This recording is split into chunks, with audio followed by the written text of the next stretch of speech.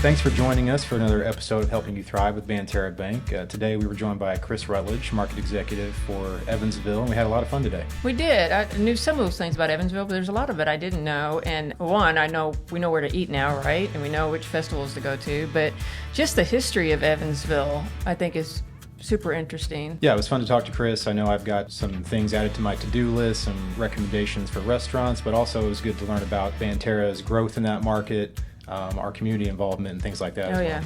Sort of reminded, too, why Banterra really has a sweet spot in regards to offerings and businesses. You know, we have the lending capacity of a large bank, but we really have personal service that people really want these days. So Sure. So had a lot of fun talking to Chris today. Hope you all enjoy. Welcome to the podcast, Chris. Well, thank you very much. I'm happy to be here. It's about time to get a Hoosier on this show. You're right. It's about time. So Chris, before we dive into Evansville, let's get to know you a little bit. Can you tell the audience about yourself, when you joined Banterra, and your history with Evansville? Sure. Born and raised in Evansville.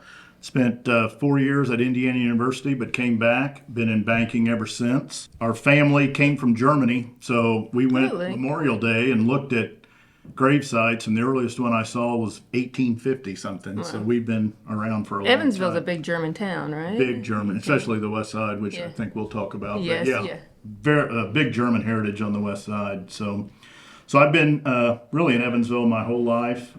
Family's been here for a long, long time. And joined Banterra in 2011, so coming up on 15 years at Banterra. So flies by, doesn't it? Time has flown by. Yes. So you went to Indiana, and was that during like not to date you here, but the prime Bobby Knight years? Oh, yes. Okay. In fact, my senior year was the last time Indiana won the basketball national championship. That's cool. Okay. I sort of remember it. Yeah, well, I'm sure you have some memories there. Any stories? Any chairs thrown? Any favorite Bobby Knight quotes or anything like that? I will say that not the final game, but the Final Four game that IU won. To celebrate, we drug our couch out into the square and burn it. And as you do. Seemed like a great idea when we did it, but the next day when we were all sitting around on the living room floor, it seemed kind of funny. It did make the paper, so we got that going. There you go.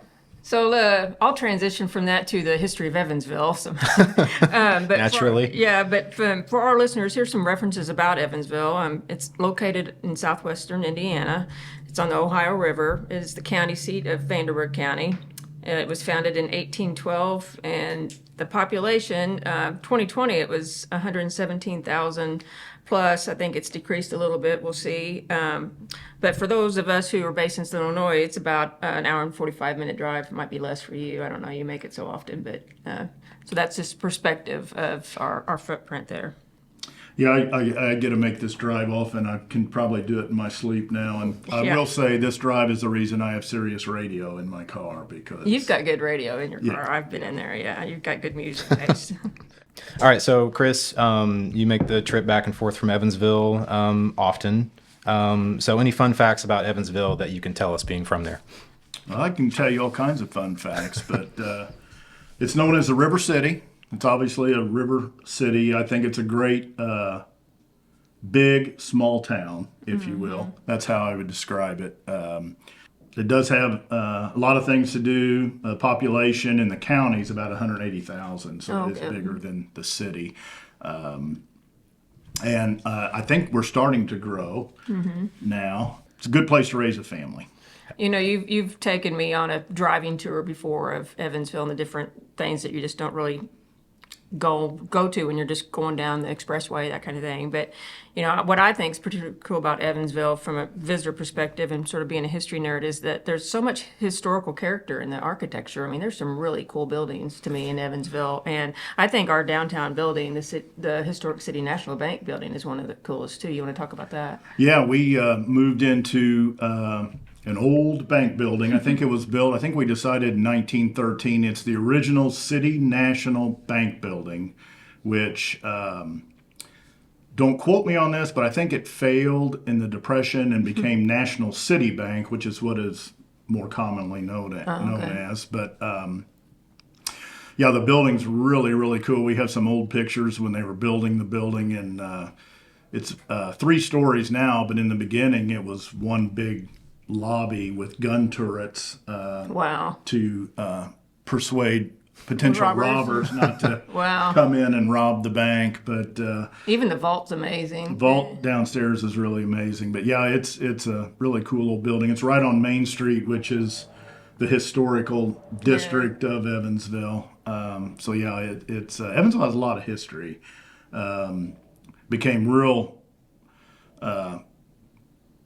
Became a big manufacturing city, and really has a lot of World War II history. Where I've noticed that on signs, but I didn't know the background. yeah, we made planes for the war. We made LSTs. We actually have an LST on the river that they brought back, and you can tour it now.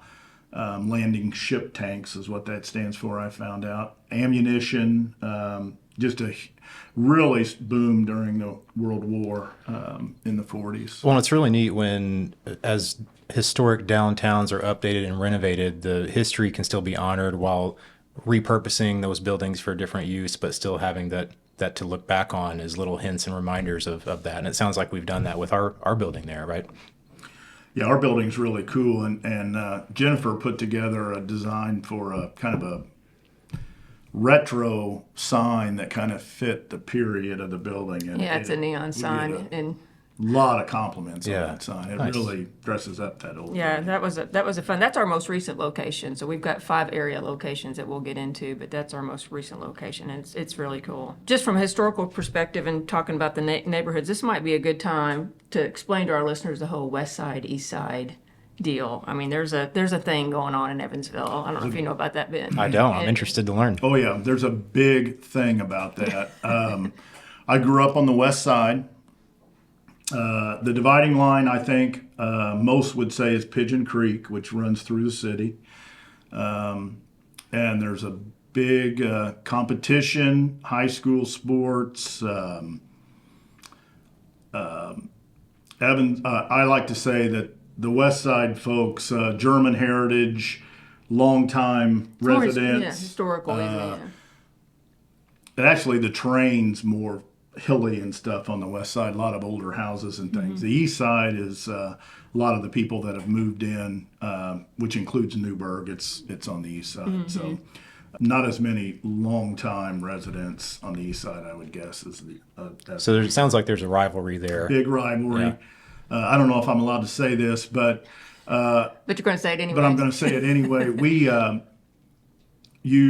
several years ago, we used the Wrights football coach as a advertisement, and he talked about his experience with the bank, and I specifically told the billboard company that we used only on the west side.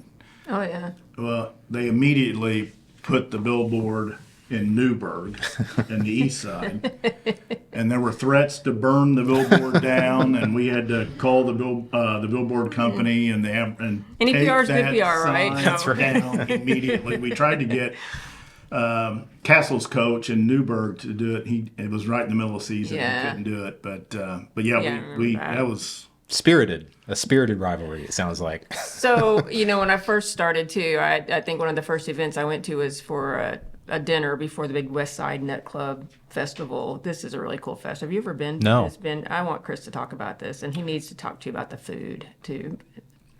Yeah, it's rumor has it the second biggest street festival behind Mardi Gras in the country. Oh, wow. Okay. It goes on for about four blocks. There's 125 food booths. They closed down Franklin Street on the west side in the park. Have rides. It's always the first full week of October. The Nut Club is just a one-of-a-kind organization. They support a lot of schools, nonprofits. We just went to their Founders Day dinner last week, and they gave over $650,000 to Wow. local organizations to help support them. Most of all the food booths are nonprofit organizations. That's what really impressed me. I would Churches and- guess all those food booths, that's their biggest fundraiser of the year. It is amazing how much It's so awesome food too. money is Awesome. raised down there. I'm getting hungry just talking about it. Yeah. Everything is fried. I tell people a couple weeks before to start eating a spoonful of Crisco every morning to get your stomach ready. But Need that base coat in there, right? I don't know that you could name one product that has not been fried at the Fall Festival. Twinkies, Oreos, Wasn't there something you're pickles, trying to get me to try, like pig brains or something? brain sandwiches, which is a big German dish. Yeah. Yeah, just you name it, it's fried down on Franklin Street. It is. Yeah. It is amazing. Bring your Tums, huh? We have a float in that amazing parade fall too. We lead in the parade. I need the to come whole check team. that out. Yeah, we your kids sponsor will the like it. main parade. We have a big float. All the employees and kids and everything ride the float. It's a big deal. They started doing a half pot. I don't know, 3 or 4 years ago, and last year was like $2.3 million. Holy in that cow. pot. So Wow. That's great cool. deal. If you haven't been, you need to come. It's that's cool. you wouldn't believe it until you saw it. Beginning of October, you said. Yep, first Great. full week of October. Okay. Well, we've got some background on Evansville in the city. So, Chris, more about you. Can you tell us your background with Banterra, what brought you to Banterra, when you came on board, and how things have changed and how we've grown in that Evansville market since you've come on? Sure. Like I said, I've been in banking a long time, since 1987 when I got out of college. Worked at a couple places. One of the banks I worked at was bought by a big super regional bank in Evansville. So I was looking to get back to a community bank and a community feel when I joined Banterra. Jeff May and Everett Knight recruited me, thankfully, and when Everett found out my wife is originally from Southern Illinois and her family I forgot is, about that. yeah, it was a no-brainer at that point. They knew the same people and everything else. So yeah, I joined in 2011. The bank, in my opinion, had a little bit of an identity crisis at that time. Because people thought it was an Italian restaurant. Yeah, I've told that story a lot. Literally. But when several of us came at the same time from another bank, essentially most of the commercial division of the bank that I came from, and when we went and met people, they said, "Oh yeah, I've seen that building, but I thought Banterra, I thought that was an Italian restaurant. I didn't know it was a bank." But That's a new one. I hadn't heard that before. yeah, but most of the folks that came at that time had great reputations. The response from our existing customers was great, and they said, "We don't know anything about the bank, but if you're there, we'll give it a shot." And the bank has grown tremendously since That's that such a time. great point, because I think Banterra does a great job because it really is, banking is about a relationship. You got to trust the person. It's not as much about the brand sometimes, I think. And I think Banterra does a good job about doing that in all the markets, but they particularly did a great job in Evansville. But besides, I mean, that's a key factor. But what are the other elements you think on why? Because I know Banterra has grown tremendously in Evansville, and you're one of our main sources, to our bottom line and all those kind of things. And just what do you think stands out on how we stand out against, because there's some powerhouse banks based in Evansville. I would say customer service is the main thing. Relationship obviously matters, but several of the big banks across the country have given banking a really bad name in the banking industry based on their service level, which is zero. That's why I've really enjoyed fostering that culture at a community bank like Banterra, and I encourage our branch folks to learn their customers, call them by name when they come in, ask about their family, how things are going, and knowing your customers is very important, not just from a relationship standpoint and customer service, but you can't believe how much fraud, and I know that was one of the previous discussion points on one of these podcasts, but you can't believe how much fraud we prevent by knowing our customers. We have branch folks that know the color of people's checks, and when somebody comes in with a different colored check, they can stop that right away. So I think customer service is a big deal. In Evansville, Banterra is sizable. from a company standpoint, which translates into our capacity being much bigger than other community banks in our market. But our service level and flexibility and ability to move quick can really compete against the bigger banks. So it sounds like threading that needle between offering the products and services that and having the capacity that a big bank might have while still providing that local bank feel, that community service, that relationship element that a small community bank might have, finding that lane right there, right? That is our niche. And You that's how refer to it as the sweet spot. Sweet sometimes. spot, yeah.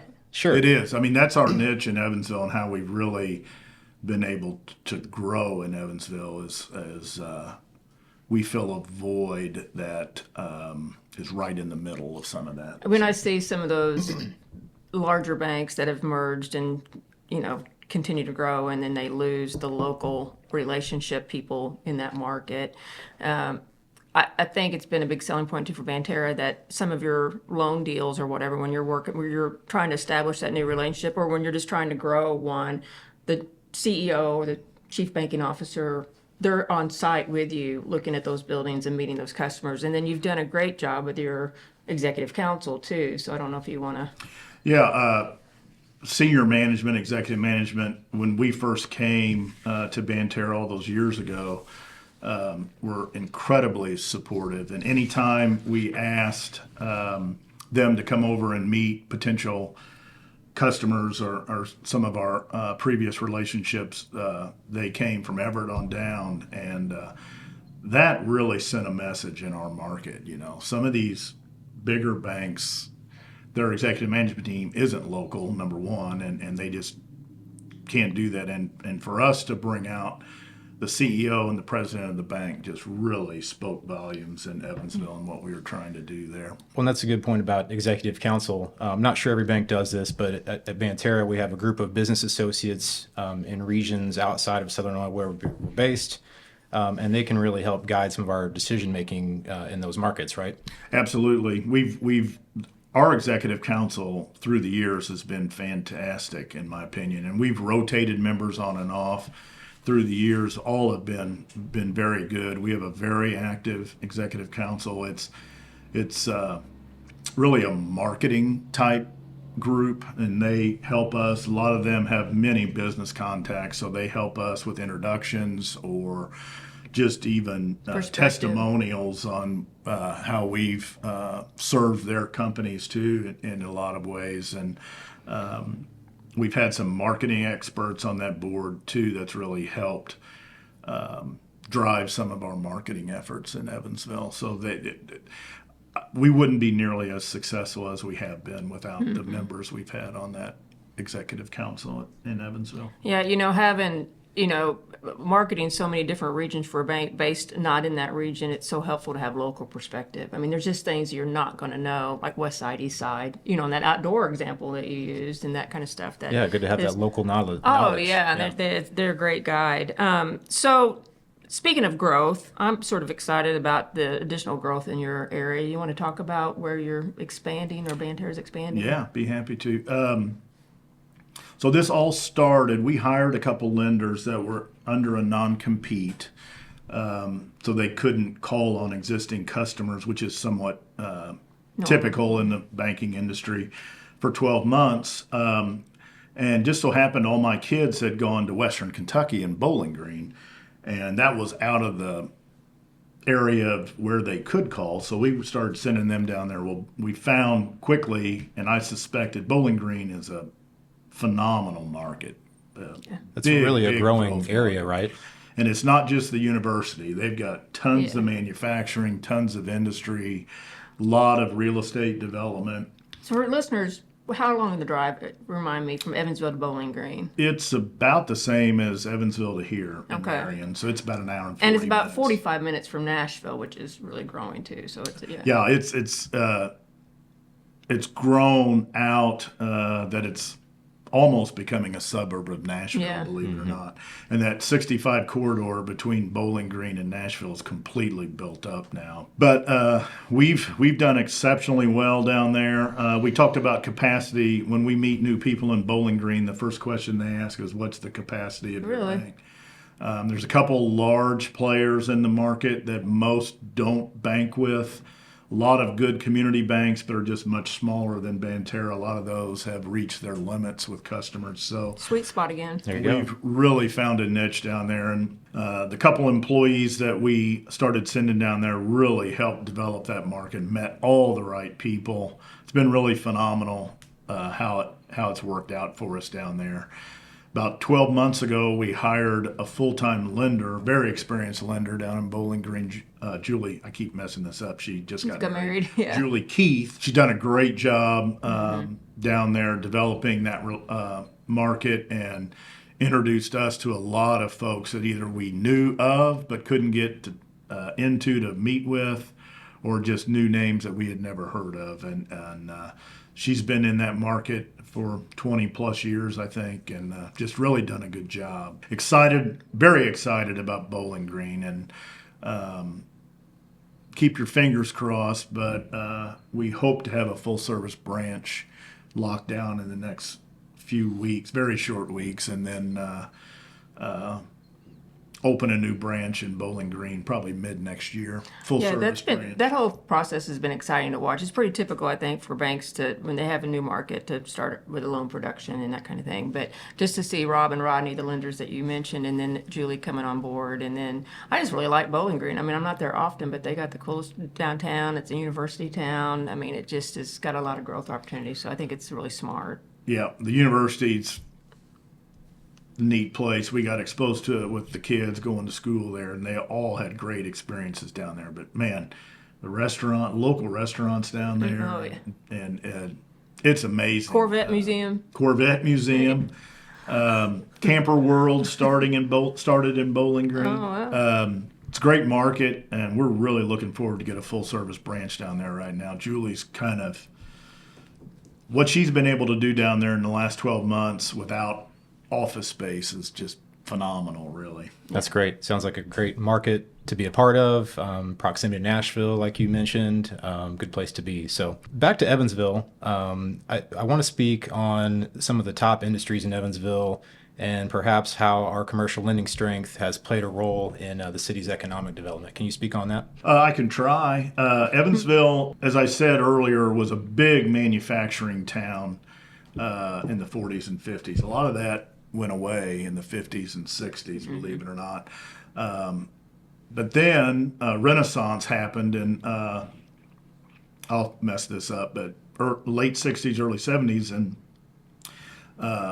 Evansville became known as Plastics Valley. We had a couple of really large plastics companies that started in Evansville, and then kind of similar to how banking works anymore, a lot of the managers or executive management teams of those places left and started their own plastics companies. And so Evansville has really become known as Plastics Valley, and the companies there do everything from compound and work on the formulas for the pellets that go into the molding machines for other companies to mold into automotive parts, bicycle pedals, you name it. Wow. So there's really is a ton of plastics manufacturing in Evansville. Big medical community. We have 2 large hospitals in Evansville and all the Pharmaceutical type of companies, yeah. things that go with that. Then 2 strong universities, University of Southern Indiana and University of Evansville. They have like Ivy Tech too. And We have an Ivy Tech, Yeah, absolutely. Yeah, we have an Ivy. do some stuff with them. Well, I've seen the, I know the city as a whole has, but I've seen since I've been at Banterra, which is just a year after you started, so time flies, the downtown has really been growing and building up. And I know that you're on the board, right, of the Evansville Regional Economic Partnership. So Correct. I didn't know if you wanted to talk about some of the stuff that group is doing, or some of the future growth things Yeah, that are be going happy on to. with Evansville. Yeah, I'm on the EREP board, which is a combination of business development, chamber and some other local agencies merged together 3 or 4 years ago. Smart. Downtown, when I joined Banterra, our main office, I'll call it, was on the east side. When I left downtown at that time, there wasn't much going on down there. Since that time, they built a new Ford Center, the 12 or 13,000 seat arena down there. I have been there. Well, good. New medical school, the IU medical schools moved downtown. There's a big new Deaconess Clinic down there. And along with that comes a lot of new and exciting local restaurants and retail shops. That are renovating the buildings. And the buildings are being renovated. There's a lot of new apartments online or coming online. The state of Indiana worked on a READY program, and don't ask me what that stands for, but they were providing you can apply through EREP and get seed money for projects, and if they were approved then, you got seed money to develop projects. And mainly it's been, Evansville is not as bad as Bowling Green, but Evansville does have a shortage of residential housing. So that seems pretty common. There's, through READY, there's probably 1,000 to 1,200 apartment units coming online in the next couple of years, and it's been a really strong program. I think Vanderburgh County, which Evansville is in, got through READY 1 got $40 million, and through READY 2 got $45 million to use as seed money for some of those projects. So a lot of development going on in Evansville right now as well. And the downtown area is just, when I left, you could shoot a shotgun down Main Street at 5 o'clock and you wouldn't hit anybody. Now, there really is a lot going on. The Ford Center, some people have complained about it, but because of no parking, even though there's like 14 parking garages around it. But people always complain about parking over here. But it's been a huge deal for downtown. They have to get a lot of big acts there, big names. Evansville, we're about 2 hours from Nashville. Mm-hmm. So when a lot of these country artists go on tour, Evansville is their first concert because they kind of use Evansville as a dress rehearsal, I've found, for their tour. So we typically get some big country acts, and that's typically the first show of their tour because they're kind of because it's so close, they're using Evansville as kind of a dress rehearsal for their show. Yeah, my wife and daughter went and saw Lainey Wilson a while back as one example there. So yeah, like you said, proximity to Nashville, they could do that trip in a day there and back, and no problem. So that's great. So we've talked a lot about Evansville, about Banterra's presence and the city's growth. When it comes to Banterra, we always get involved in supporting our communities. So can you talk about some ways that Banterra does that in Evansville and Newburgh? Absolutely. I tell our folks all the time at the bank, if we're going to call ourselves a community bank, we better not just talk the talk, we better walk the walk. And I think we've become a strong community supporter since I've been there on a lot of different organizations. But we've been, I started a United Way program over there because we didn't have one at the bank over there when I started. And I've always been a strong proponent of United Way. So we've gotten very involved in United Way. We folded T-shirts last week for their Day of Caring, which is coming up in the next week or two, I think. Our employees are passionate about a lot of different things. And as you can imagine, we get boatloads of sponsorship requests, but we always try to certainly support those that our employees are on the boards or very involved with to help support them. But our group has been very responsive to the community, I think, and the bank has as well. When the pandemic started,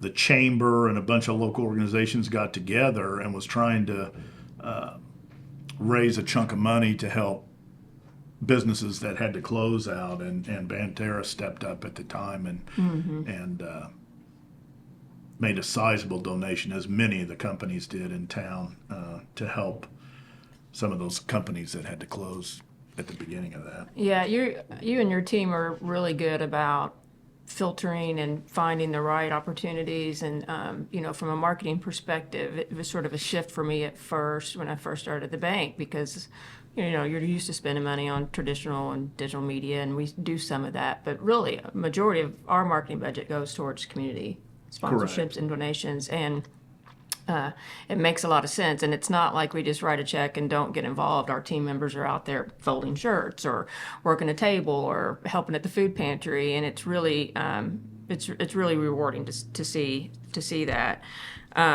But I also think about, and I mean, I'm in the marketing department. I'm not one of the lenders. I call loan committee Shark Tank sometimes and whatever because I don't go to it. I don't know anything about it. But I know I call it a lot of other things. I know. I know at times it might be difficult when it doesn't go, the way that you're hoping or whatever. But in a lot of ways, you guys develop relationships with customers or just prospects that say, hey, I have this dream. I want to start this coffee shop, or I want to grow this manufacturer. Here's my family business and that kind of thing. And you're able to guide them on preparing for that funding need. And then when you get to go and back to them and say, it's been approved, we can help you. You want to speak to that? Because you've been doing it for a long time. And you Yeah. probably have some cool stories that you may or may not be able to share. But Yeah, it's obviously satisfying to help businesses start and grow and give guidance. I like to say a new business is like their main confidant is like a three-legged stool. Their attorney, their accountant, and their bank. Oh, yeah. And so we really like to feel like a partner, and we don't want to overstep. They obviously know the business a lot better than we do, but we want to be a resource for them to help guide them through a lot of our experiences. And the older we get, the more we have. But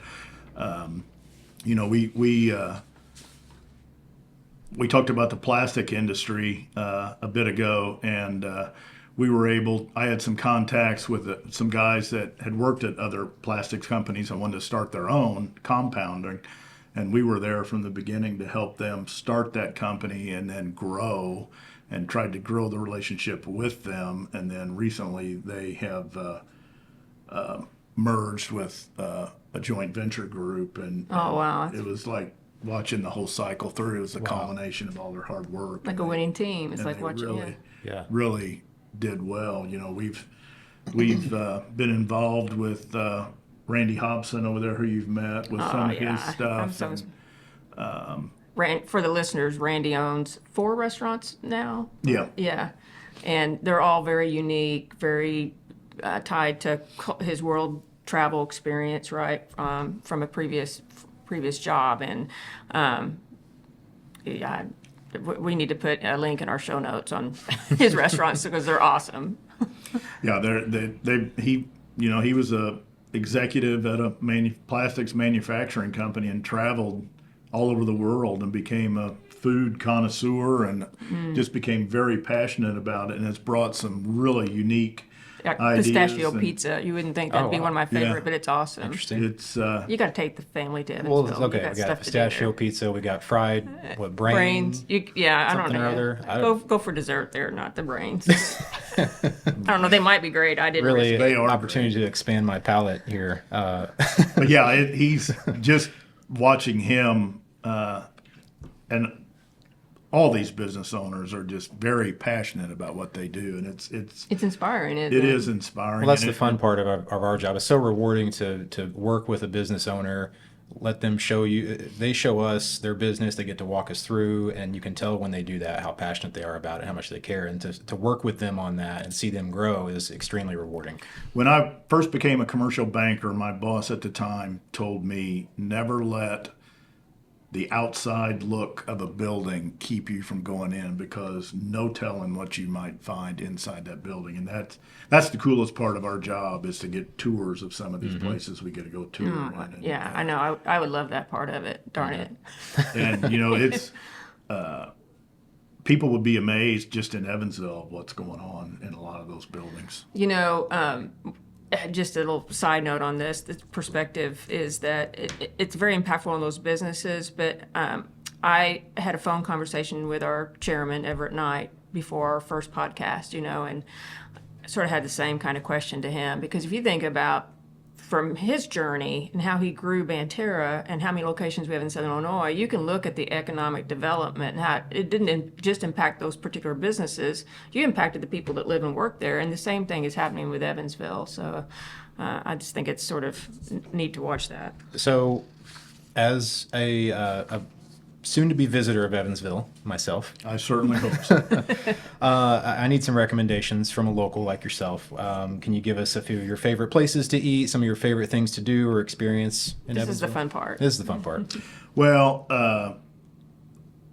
I am a big fan of local restaurants. So anywhere we go, I want to try out the local Yeah. fare.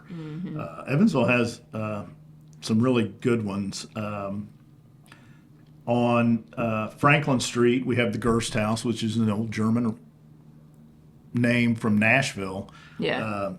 That came up and started a location in Evansville. Fantastic German food. I just ate there the other night. And for the listeners, Franklin Street is sort of like Marion's downtown square or Broadway for Nashville. It's like a very historic, well-known, popular street, right? I call it the main street of the west side of Evansville. Okay. That's Oh, yeah, essentially back to the what west it is. side.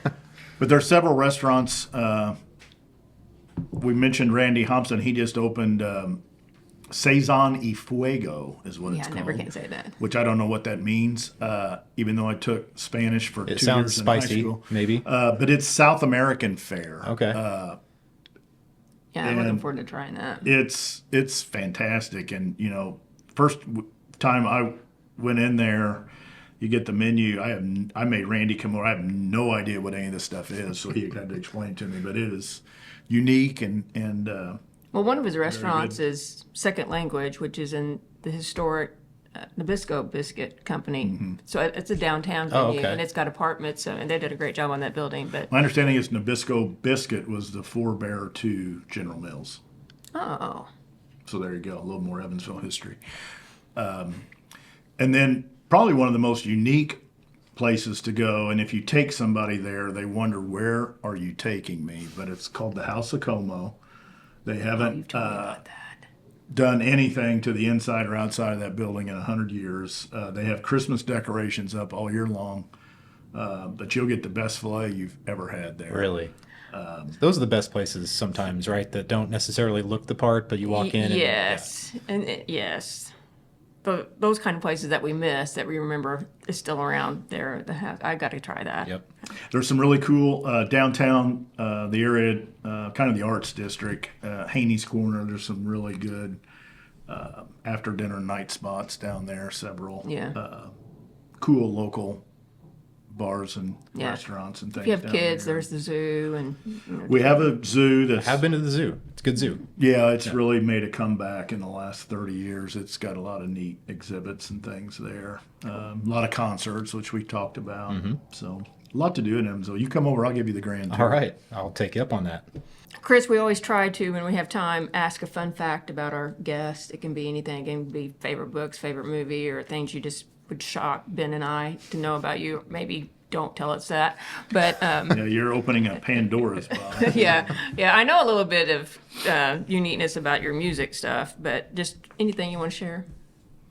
Well, I always share this fun fact, which nobody would suspect because I'm a terrible bowler, but I was on the IU campus bowling championship team of 1983. Did not. I Wow. love that. And we crushed the fraternity, which I can't even remember which one it was. We crushed them to win the championship, and they were mad because they let us use our handicaps, which is probably why we won. But yeah, so we got a plaque somewhere in the university. I've never been able to find it. But A lot of winning going on during your time in Indiana, it sounds like. it was a big 4 years for sure. Big Beatles fan. Big Beatles fan, loved the Beatles. Took a Beatles class at IU. In fact, my last semester there, I took human sexuality, drug abuse in America, and history of rock and roll. So I took sex, drugs, and rock Check and in with the roll. class. So in my last semester, that was I majored in sex, drugs, and rock and roll, I guess. I'm not going to ask your grade. Well, those classes was pretty good. But yeah, and I have 3 kids, but I have 3 new grandbabies, And you just which is ruining my brand new one. reputation. Yeah, we have one 2 weeks old. Yeah. Congrats. 2 that are just turned a year, and then we've got another one coming in November. My kids have to do everything at the same time, but I tell you, these grandbabies are special. They're ruining my reputation. Yeah. It's awesome. I bet. Okay, well, it's been a lot of fun. Chris, thanks for joining us today. We got to learn a lot about Evansville, Banterra's role in the community. So appreciate you taking the time to be with us today. Oh, glad to. It was fun. It wasn't. You didn't pummel me too bad with questions, is it? No. Not too bad. Yeah. There's still time, though. Time. Nah, Wait we till won't. next time. Yeah. Sequel. Chris Yeah. Rutledge, the sequel. Listeners, don't forget to subscribe to Helping You Thrive on your favorite podcast platform or watch the video on Banterra's YouTube channel. You can support the podcast by sharing on social media or posting a review. Follow Banterra Bank's social media for all the latest news and promotions of Banterra and our communities. Our podcast today was recorded at Ethos at the Citadel in Marion, Illinois, and produced by Union Street Arts and Banterra's marketing department. You can find more information on Banterra at our website, banterra.bank. Thanks for joining us today. Banterra Bank, member FDIC.